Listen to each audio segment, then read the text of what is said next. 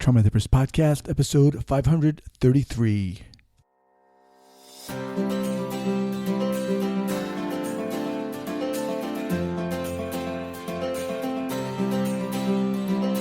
All right, welcome back to the Trauma Therapist Podcast. My name is Guy McPherson.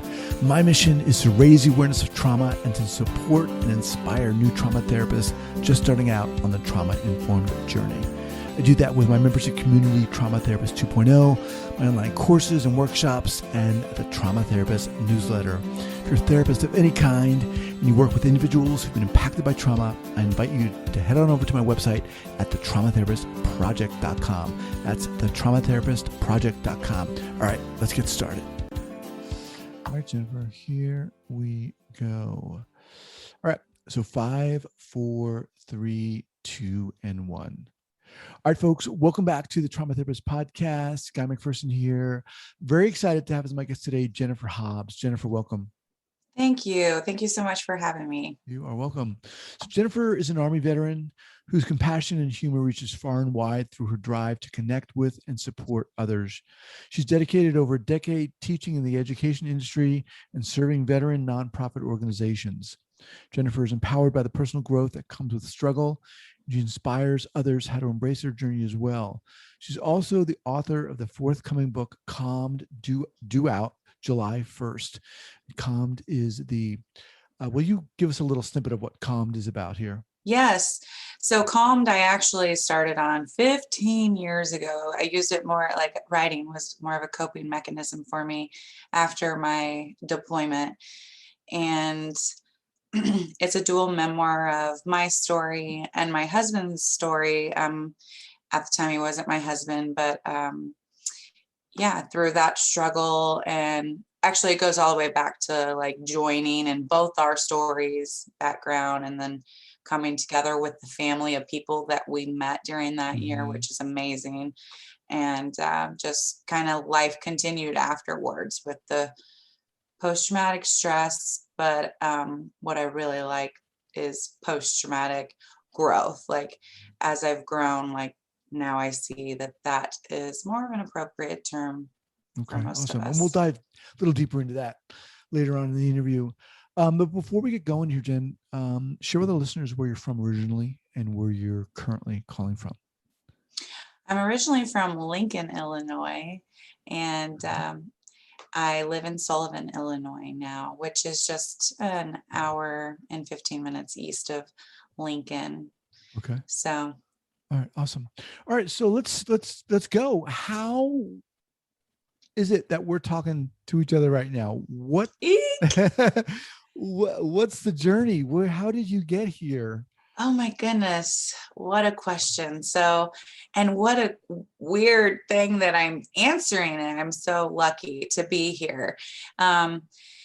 So a year ago, a little over a year ago, I had suffered a head injury from fainting, and right when I was recovering and was going to get to go back to work, they quarantined all of us. And so just as I was like struggling through that life-changing experience, I got quarantined home. I became a virtual teacher, a virtual mom, and from the head injury was still like struggling with stimulation and like verbal and visual. So that was a little overwhelming. And then at the end of May, I just thought, I really want to get back into writing. I'm going to set that a goal for myself. And in a couple of weeks, on my Facebook page, a friend of mine that I went to high school with, that I know a little bit, but just kind of more acquaintances in high school, she posted that because she like does book coaching, and she's a ghostwriter and a writer herself. And she was having a 5-day workshop for beginning writers, a free workshop. And I was like, score, like God sure heard me talking about that. And so I did it, and it really just gave me a lot of perspective and just really ignited the fire that was already there. And so from there, I decided that I was going to take her on as a 12-month book coach. And then from there, it evolved to where her publishing company wants to publish my book. And so they just have this boss of a team, this Mhm. awesome group of people that have been amazing to connect with, but like they have, helped to get me in touch with some people that they're already aware of. And so, and making me aware of certain people that will help me to grow, because I really want to do that as well. The only way that I'm going to be able to continue supporting and helping other people is if I continue to stay enlightened and learn, Mhm. really. Take us back, Jennifer, to your experience in the military. Why did you join? Um, I was mostly like one of those kids who a lot of family members were in. And so I admired that. I looked up to that. And then once I knew that that would help me with my college, it was kind of a done deal, because financially as a kid with being raised by a single mom for most of the years until high school or middle school, I'm sorry, like it just wasn't an option really. I knew I had to work hard for it, and it ended up being a great opportunity where because I had joined the military and got the National Guard 100% uh, school assistance, I ended Mm. up getting another scholarship that would normally pay for my tuition, but since I had joined the military, they paid for my room and board. So a lot of hard work paid off at that eye awakening moment as a senior. But I really just joined because I admired it, and then I knew I needed help for college, and I really had no idea what to expect. I actually had joined like 6 months before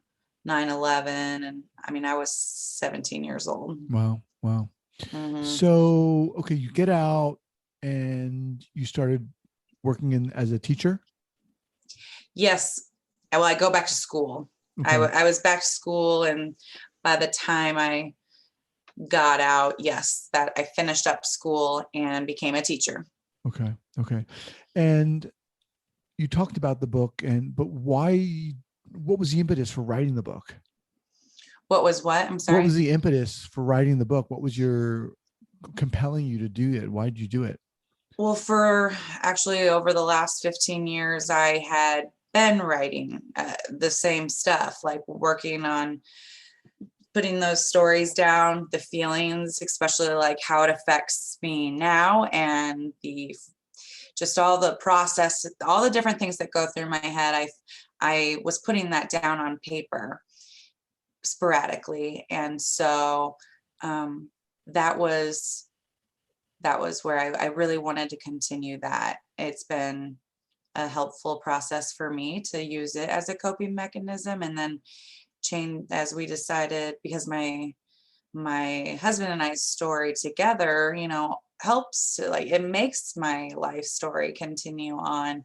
And so, and his story is insane. And so, uh, my book coach and I had decided that, and after talking to my husband, that a dual memoir would Hmm. be really strong and powerful. And so that's why we went that Mm-hmm. route. So, no, forgive me if I'm not getting this clear, but was it the head injury and what ensued after that that was the cause for this? Was like you're trying to deal with this, and you mentioned coping a lot. I feel like it was, I mean, between that and COVID hitting about that time, and just really feeling like um, I wasn't serving the purpose that I always knew I was. I knew that I had more of a purpose. I absolutely love being a teacher, and the little lives that touched my life, and they helped me to enjoy life and Mm-hmm. enjoy teaching and learning from them. But again, I just knew that, like, it's never too late to set goals, and like I really wanted to do that even before I started putting my words down on paper 15 years ago. I enjoyed writing as a kid. I was always better at writing than trying to put it out in words verbally. Now, calmed, actually, that says a lot. I mean, one might think it says it all, but what do you want the readers to get from this book? It's crazy how that title came about. I'll come back to that, but I really want people to relate. People that open it up, I want them to be able to relate some way, whether that is just understanding that struggle can be useful. It is what you make it, and trauma as well, and finding a finding support, finding yourself, and Mm-hmm. like just being in touch with yourself, and realizing that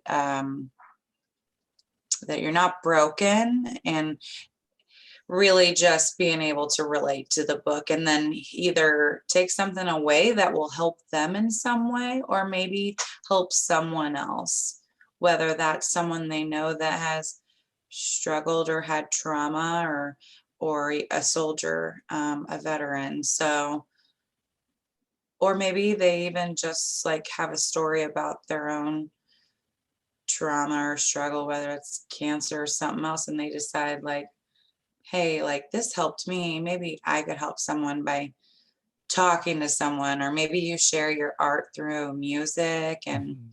acting, like yoga, any of those things. I just feel like I want people to walk away and be inspired. Mm-hmm. So let's dive a little deeper here if we can. I want to talk about how your husband's story comes into play here, but what are you sharing in this book? I mean, what are you talked about struggle and so forth, but I guess to be blunt, what was this or is the struggle that you're sharing, that you're talking about, that you needed, sounds like you needed to write about? Yeah. So the biggest struggle would be October 6, 2004, his Alive Day. And prior to us getting back together and getting married, I actually had always referred to it as Covey Day. Jessica Covey, our friend that died in the truck with him, my friends and I, she was in our platoon, like, so in a unit of like 160 people, a platoon is like 30, and we had like 8 to 10 females, and she was one of them. And so like we were very tight, especially like during the deployment where we all really just had to grow together. And so it was Covey Day, and that was really life changing. That was the trauma. He was hit by a roadside bomb, and it flipped the truck, and he got trapped under it, landing on his upper jaw. I said mandible, but I heard that that was the bottom jaw, and I got that Mm-hmm. word wrong. So it's the upper jaw, and that brought a lot of struggle, just everything that came with it. Happy for him to be alive, but then he got sent home, and like us trying to relate to one another, um, and just making the mistake of, um, he was in a place where he was on med hold, and he was being strung around, and he was tired of it, and he didn't want to do it anymore. And I was like, but aren't you just happy to be alive? Like, and so I made the mistake of like not relating that everyone has the same return when we get back. And then we broke up. He had a child, and well, we broke up, and he had a child, and I feel like his son, my stepson, saved his life. Like he was in a dark place, but meanwhile I'm struggling with my own stuff, my all of the people I served with. It was really, we lost 5 people on the deployment. My friend Mm-hmm. Jessica Cobby was the 5th one. So that was a traumatic year, and returning has been really traumatic in itself. That transition for all luck. I'm very grateful that I stay in touch with a lot of people that I served with, and we've even gone on to create a nonprofit group called Veterans of Log-Based Sites, and still hoping to get more of our people involved just to come back so we could see their face. But for the people Mhm. I do see, like those are the best things that bring me joy in life, other than my family and hanging out with them, but being around that family that I built in that year as we laughed and cried together and like hid in bunkers so much and, did a lot of missions. We were truck drivers, so we were force protection for the people that carried the mail. So we were on the road a lot when you're disconnected from your normal life. We did a good job growing together. I'm just really grateful that we stay in touch because you talk to so many people, especially, when you're not in a National Guard unit, you come from nearby cities and meet 1 week in a month, 2 weeks during the summer, or, that's what they say until deployments. But everyone else, like really, they're scattered across the United States. And so it's sad that they don't get to see each other as much when they get back, and then they're released and they all head back to their own like states. And those bonds that you have with those people, I just can't imagine not having them in my life as much as I do right now. You know, you shared a little bit about, you and your husband and kind of relating, um, after his accident. And you said that maybe you didn't really kind of understand or relate to Mhm. him as well as you might have. Uh, Talk a little bit more about what the challenges were between you that caused what sounds like your separation. Well, we separated a few times. One of them would be like when I would talk to him on the phone when I was still in Iraq. Um, he just he just wasn't present, and I was still in Iraq and I needed him and I needed to be able to Mhm. have those conversations, and he just wasn't present. And again, that was where I had no idea what was going on the home front with him.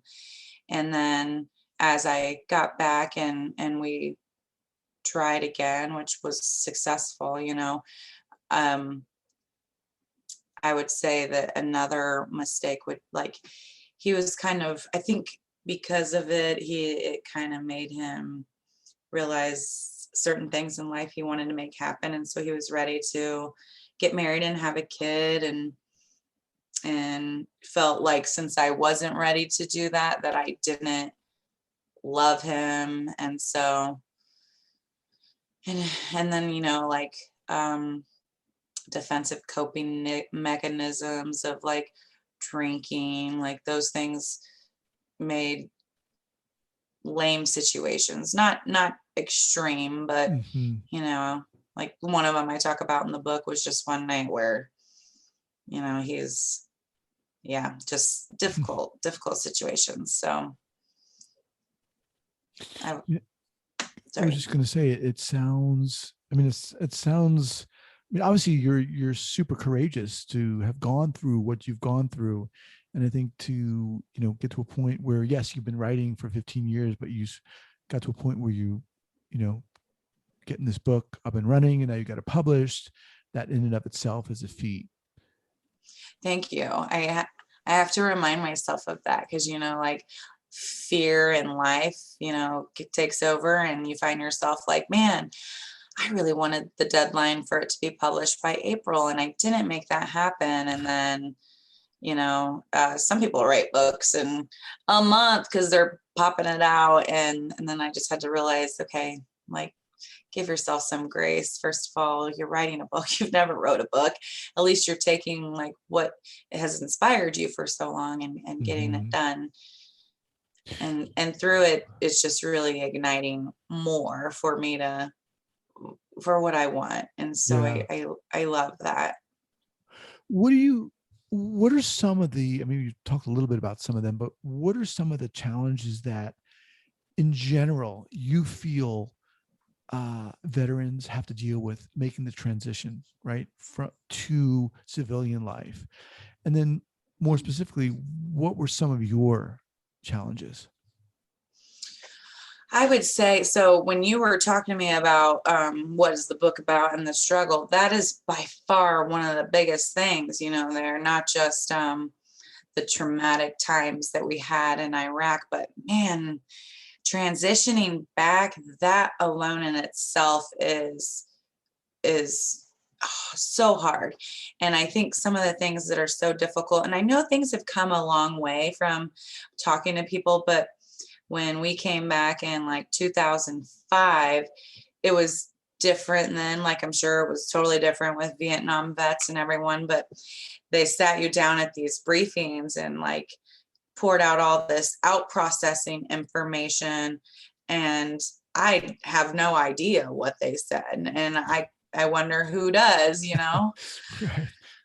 And like, although that may have been valuable information, maybe not the best timing, and it should, like, it could continue to be exposed to the veteran, because knowing those different things that are out there to help you with the transition back, some of them you never hear about, some of them you hear about far later. And then, like, one of the things that I read about in an amazing book last year, it talked about warrior reflexes, and how over in a certain combat zone, a certain reflex, these warrior reflexes are necessary and completely expected and appropriate. And those same reflexes, bringing them back into a completely different world, are seen as possibly post-traumatic stress disorder symptoms, and they become a part of your life, and you might look like, oh, you know, he never came back from the war. And it's just, you're just trained in those warrior reflexes. And I mean, for myself, like, being jumpy, I jumpy and easily startled, even if I'm somewhat expecting it. That's on a daily basis. Other transitions that I think were difficult was, I came back from there, you know, since I got mobilized at the beginning of the deployment when I was 19. So I got pulled out of school for a second time, because the first time they deployed us, we were only mobilized for a week, so we didn't deploy, but we were mobilized, and we only mobilized for a week in February 2003, just to pack our stuff. And it wasn't until December 2003 that we got mobilized. And so what was I going to say with this? With schooling. Oh, I came right back, and I just dove right back into school. Did not like decompress, did not give myself any time to even process anything, just dove right into school. It sounds like, if I could venture a guess here, that part of it was you just wanted to keep your mind active, right? Didn't want there to be any downtime. Yeah. What is it, Jennifer, about you that you feel you want to share with people? I think that I'm at the point in my life where I want to continue my growth.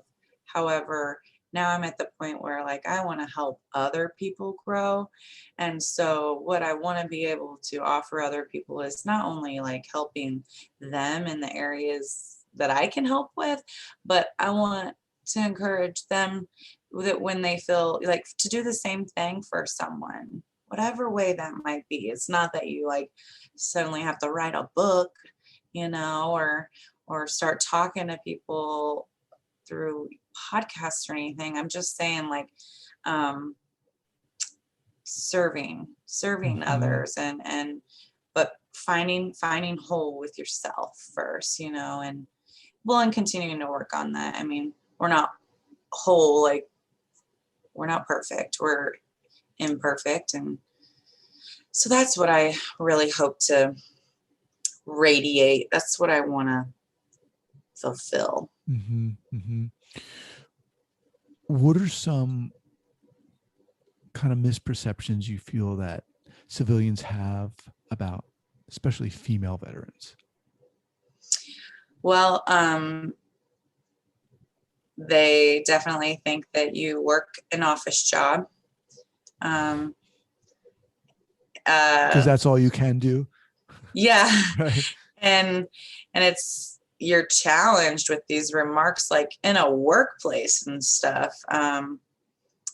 I don't necessarily have those remarks as often in my now, but I remember like when I was going to school and working a waitressing job and needing to ask off for drill, and the manager was like, "What?" And I said, "Remember, I told you I'm in the Army National Guard and I need that weekend off." And he's like, "Oh, someone's got to do the paperwork," and finding myself harassed and like, and they just have no clue. But that's a challenge. I think another thing is, just being a female, period, even fellow soldiers, that, there was a guy that one of my friends had dated that didn't even know me. And he saw my Bronze Star license plates and he was like, huh, how'd you get that? And just the mindset, and or like people will see it and say like, they tell your husband, I said, thank you for his service. And I'm like, okay. I'm not even married, but this was when I wasn't even married that people would say these things to me. But that's definitely, they think, oh, well, you weren't on the front line, were you? And it's like, well, it's not World War II, so we're all not standing on like hills with cannons and stuff. Like the front line is not there. It's like all over in a combat zone. So those kinds of, and that's definitely a struggle, especially when you're transitioning. And those things actually continue to be a struggle nowadays, 15 years later. Like certain comments could still drive real deep sometimes, but maybe not so much in myself, but I've seen it with like my battle buddies, like get something really personal and say something, and that'll tear a bandage off wounds that haven't been healed. Mm-hmm. So that stinks. Right. So I'm speaking with Jennifer Hobbs. She's author of the forthcoming book, Calmed, due out July 1st. So as we kind of wind down here, Jennifer, how about sharing a go-to book recommendation? Obviously, that's not your own, and one that's whether it's military related or not, or trauma related or not. What has been inspiring you? A book that has inspired me a great deal after last year when I decided to start writing, and I thought, in addition to starting to work on writing, I want to research more, and I came across a book called Struggle Well, Thriving in the Aftermath of Trauma by Ken Falk and Josh Goldberg. And it is phenomenal. Really? It just talks about, and I'm actually right now doing their like online class that they offer that you could do at your own, it's you could do it at your own pace.